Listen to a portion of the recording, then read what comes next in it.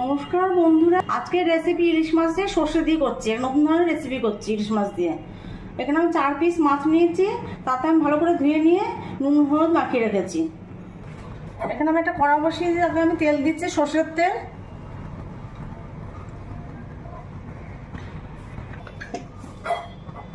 তেলটা গরম হয়ে গেছে, আমি কাঁচা লঙ্কা দিচ্ছি দুটো, আর পানি কালো জিরে দিচ্ছি।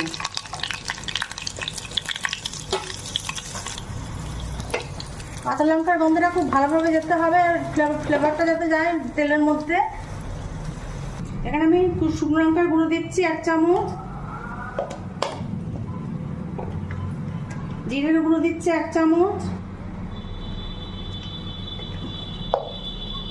কাশ্মীরি রেড চিলি পাউডার দিচ্ছি 1/2 চামচ,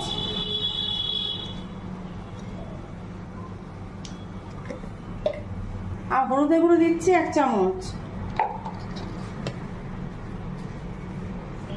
আর মশলাটা আলাদাভাবে করে নিচ্ছি। এই সময় এটা জল দিয়ে একটু গুলে নেবো। এই সময় আমি মশলাটা যে করে রেখেছি সেটা আমি দিয়ে দিচ্ছি।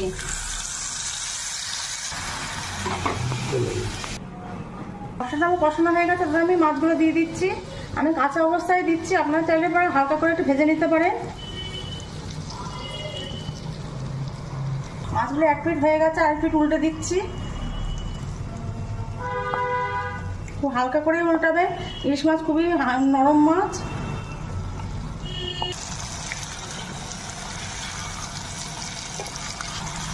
আর মাছগুলো উল্টে দিলাম।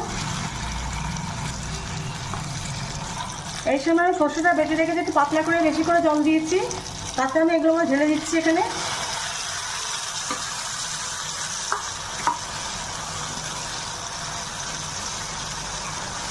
আর একটু বেশি করে জল দিচ্ছি পরিমাণ মতো।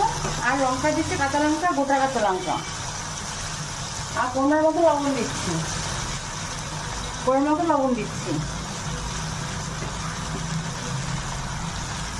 দিয়ে আমি 2 মিনিটের জন্য ঢেকে দিচ্ছি। আমি ঢাকনাটা এবার তুলে নিচ্ছি। রান্নাটা আমার হয়ে গেছে, আমি গ্যাসটা অফ করে দিচ্ছি। আমার রেসিপিটা যদি ভালো লাগে লাইক কমেন্ট শেয়ার করবেন, আর আমার চ্যানেল নতুন বন্ধু আছে, আমি চ্যানেলটাকে সাবস্ক্রাইব করে নিয়ে আর পাশে থাকবেন। গ্যাসটা আমি অফ করে এই সময় আমি কাঁচা সর্ষের তেল দিচ্ছি। গ্যাসটা অফ করে দেবেন অবশ্যই, নয়তো সর্ষের তেলের যে একটা গন্ধ সেটা চলে যাবে, ফ্লেভারটা। একদম অল্প। ইলিশ মাছের রেসিপিটা হয়ে গেছে। আপনাদের যদি রেসিপিটা ভালো লাগে বাড়িতে অবশ্যই করবেন, গরম ভাতের সাথে খুব ভালো লাগে।